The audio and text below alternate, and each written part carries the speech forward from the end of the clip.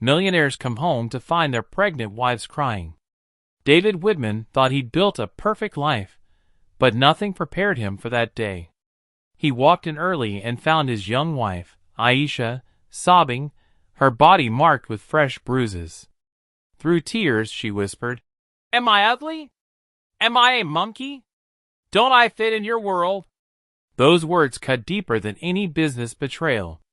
When David checked the hidden cameras, what he uncovered in his own home shattered him. Proof that the cruelty didn't come from strangers.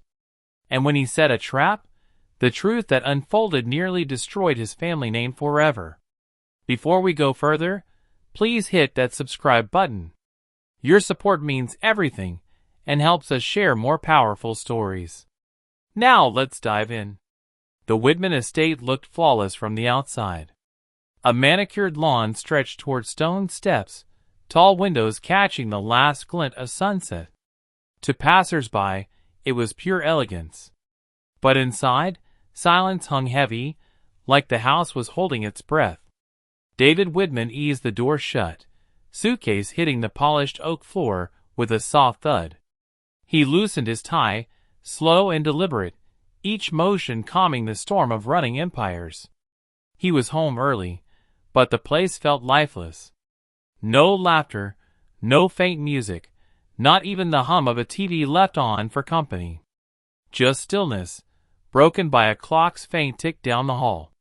His eyes caught a scarf draped carelessly over a chair, violet with tiny embroidered edges. It carried a faint whiff of cardamom and vanilla, Aisha's scent. He smiled briefly, but it faded when he saw how the scarf was twisted, almost clenched, like someone had gripped it too tightly. He moved deeper into the house, shoes clicking softly on marble. In the nursery, Aisha sat on the floor by an unfinished crib, one hand resting protectively on her belly, the other covering her face, shoulders trembling in quiet waves. David's chest tightened. "Hey," he said, voice cracking softer than intended. Aisha turned quickly, wiping her cheeks. Her makeup couldn't hide the bruise blooming along her jaw. She gave the usual excuse, slipping, an accident, nothing to fuss over. He crouched beside her, reaching for her hand. She let him hold it, but her fingers stayed stiff, trembling against his palm. Through the open window, two staff members' voices drifted from the garden, hushed, like they thought no one important was listening. "Poor madam. She doesn't smile like before. Don't say it too loud. The old lady visits too often. People notice things." The words hit David like grit in his throat. He wanted to storm outside and demand answers, but he stayed kneeling by Aisha. Her silence spoke louder than words. He helped her up, guiding her gently to the bed. Her steps were small, hesitant. When she lay down, she faced the wall, not him. David sat in the chair beside her, hands gripping the armrests until the leather creaked. His eyes drifted to the ceiling corner, where a small black security camera blinked. He'd installed them for safety months ago, almost as an afterthought. Now, he wondered what they'd seen while he was gone. He didn't move. Not yet. He sat quietly, watching Aisha's breathing rise and fall. Deep inside, a slow realization hardened. Something was poisoning his perfect home, and it wasn't leaving on its own. Morning came pale and thin, the kind of light that makes everything feel colder. The kettle hissed, the toaster clicked, the house went through its motions while its people tried to act normal. Aisha moved carefully, one hand steadying the counter, the other buttering toast she didn't eat. When the butter knife grazed her wrist's tender skin, she flinched, a tiny flick, barely there. But David saw it. He slid his laptop shut, the snap louder than it should have been. He asked if she slept. She nodded too quickly. He asked if she'd rest after breakfast. Another nod, eyes down. Her answers felt rehearsed, like lines practiced in a mirror. From the garden, two groundskeepers' voices drifted through the open window, low, pretending to be casual. "Madam used to laugh out here. It's been quiet for weeks. A pause, then a hush. Someone should say something. Who'd listen? The word sank into David's ribs. He rinsed a mug that wasn't dirty, dried it longer than needed, and set it upright on the rack. Stillness pressed at his temples. He told Aisha he had calls to take. She nodded again. The nods felt like walls. In the study, he let the door click shut and faced the desk, hands braced on the leather blotter. The security monitor waited in the corner, a matte black square, patient and unblinking.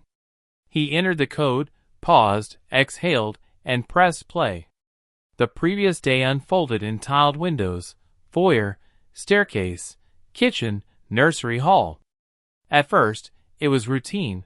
A housekeeper with a laundry basket, a delivery sign at the gate, sunlight crawling across the floor. He scrubbed forward, shadows crossing the marble like tides. At 3:12 p.m., the kitchen feed caught movement at the back door. David leaned closer. His mother, Eleanor, stepped in, pearl earrings, posture sharp, everything precise. She didn't glance at the camera. People who think they own a place forget it can watch back. He eased the timeline forward. First minute, cool smiles, a few unheard words. Second minute, a chill in their stances, Eleanor's chin tilting down, Aisha's shoulders inching up. Third minute, the mask slipped. Eleanor closed the gap, finger pointed like a blade. No audio, but her lid-shaped words that stung, "You don't belong here." Aisha didn't respond, pressing a palm to her belly, steadying herself like someone balancing on a moving train. Eleanor's hand shot out, sharp and practiced, gripping Aisha's arm and shoving her against the counter. Aisha's face twisted. She caught herself on the edge with a wince. David's jaw locked, teeth aching. He rewound, played it slower, stomach churning though his feet stayed still. Further footage showed Eleanor in the nursery doorway, arms folded, staring at the crib like it had wronged her. Another clip, her blocking Aisha's path with a chair, lips forming a sentence like a verdict. Then a slap, quick, flat, unceremonious. Aisha steadied herself on the counter, blinking fast, swallowing any sound. Outside the study, two housekeepers passed, their steps softening near the door. Their voices carried a thread of worry. "She's covering her cheek again. I saw the bruise. I wish he'd notice. He's always working. Maybe today." David sat back, the leather groaning under him. He stared at the paused frame, Eleanor's hand midair, Aisha half-braced, and felt heat climb his neck, then cool into something heavy, precise. No rushing, no yelling. If he confronted Eleanor with anger, she'd turn it into theater, tears, outrage, denial. If he waited, listened, prepared, the truth could stand alone. He scrubbed one day further. Another visit, another escalation. The pattern crawled from the screen into his chest. He pressed his thumb and forefinger to the bridge of his nose, eyes closed, breathing slow like a pilot steadying in rough wind. When he opened them, the decision was solid. He'd make space for the truth to show itself without him there to skew it. A frame no one could twist. Clean angles, steady light, audio on, every camera rolling. No rumors, no family drama, no misunderstandings. He muted the monitor and listened to the house. The clock's tick, fading footsteps, a cabinet closing with a careful click, as if someone didn't want to be heard. He rose, adjusted a crooked photo on the credenza, his parents at a ribbon cutting, all polish, and caught his reflection overlapping theirs in the glass. His throat tightened.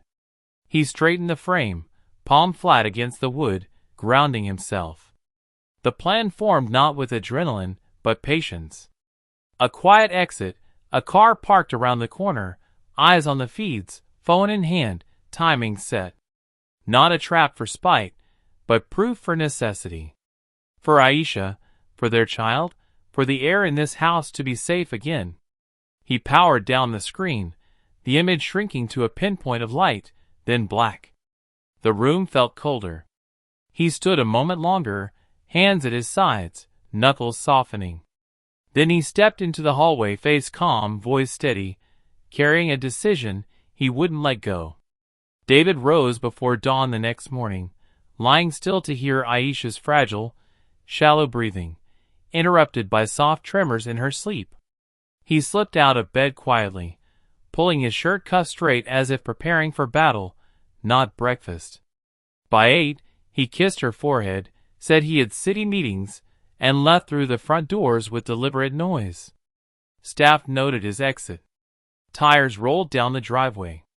The estate felt quiet, but he didn't go far, just a turn around the block, stopping under a broad oak where branches hid his car. His tablet glowed, live camera feeds in sharp rectangles. He leaned forward, jaw tight, waiting. Time slowed. Gardeners clipped hedges. A maid carried linens. Normal. Too normal. Then a silver sedan pulled into the driveway, smooth and slow. His mother's car.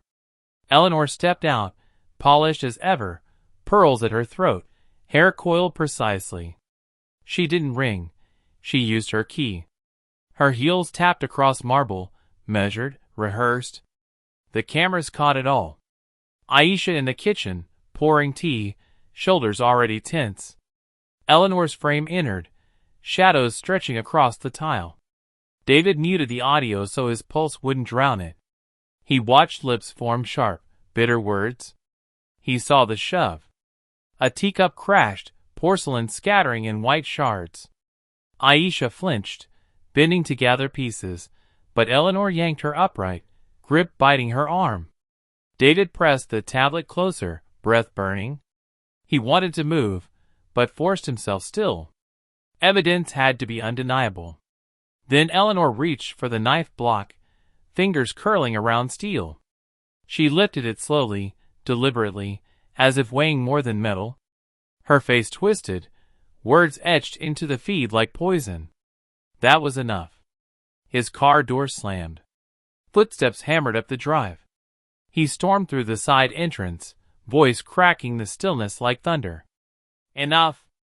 Both women froze. Aisha stumbled back, clutching her belly, tears breaking free. Eleanor turned, knife hovering midair, eyes wide, not with shame, but the shock of being caught. David advanced, one step at a time, voice no longer roaring, but cutting low and steady. Every bruise, every threat, every moment recorded. He pointed to the ceiling's blinking red light, capturing it all. Eleanor's hand shook. The knife clattered to the counter, ringing sharp against marble before stilling. Her mask cracked, rage slipping into fear. David reached Aisha, wrapping his arm around her trembling frame, pressing her to his chest. He glared at the woman who raised him, the woman he thought he knew. Silence roared louder than any shout. Then, distantly, sirens grew, cutting the air outside. Blue and red lights painted the windows.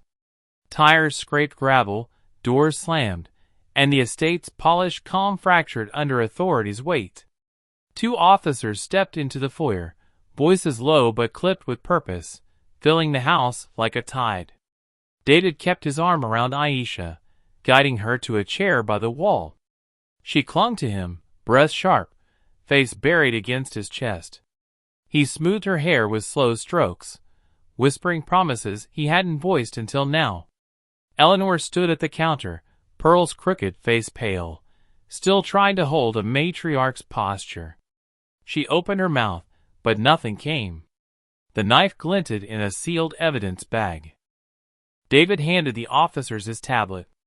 They watched in silence, the footage playing with brutal clarity, every shove, every slap, every word that carved into Aisha's soul. When it ended, the officers turned, no questions, no hesitation. They cuffed Eleanor with calm hands, the metal snap echoing through the marble halls. Outside, neighbors gathered at the gate, whispers curling like smoke. So it's true, one murmured. Those bruises weren't accidents. Another shook her head. Money doesn't clean everything. Not this. David didn't look at them. His focus was Aisha, her trembling hand clutching his sleeve. He knelt, locking eyes with hers. You're safe now. I swear it. His voice cracked, not from weakness, but from meaning's weight. Eleanor was led past the camera she ignored, her empire shrinking with each step, her face pale under the lights, a legacy undone. Weeks later, headlines faded. Eleanor's name sank into court schedules and medical reports. David never visited. Some ties don't mend. Inside the estate, the air lightened. Nursery walls gleamed with fresh, warm paint. A crib stood ready, sunlight spilling over polished wood. In that quiet, David and Aisha breathed together, steady, unbroken.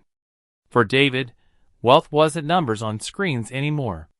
It was moments, the curve of Aisha's returning smile, the faint kicks of life under her hand. Love stronger than legacy. Love chosen daily. Because sometimes, the bravest thing a man can do is stand against his own blood so the family he builds can live in peace. That's the powerful reminder this story leaves us. The greatest battles aren't always in boardrooms or streets, but within our own homes. If David's choice to stand by love over legacy moved you, hit subscribe and turn on notifications to catch more stories like this. And if this touched you, drop a comment below. I'd love to hear your thoughts.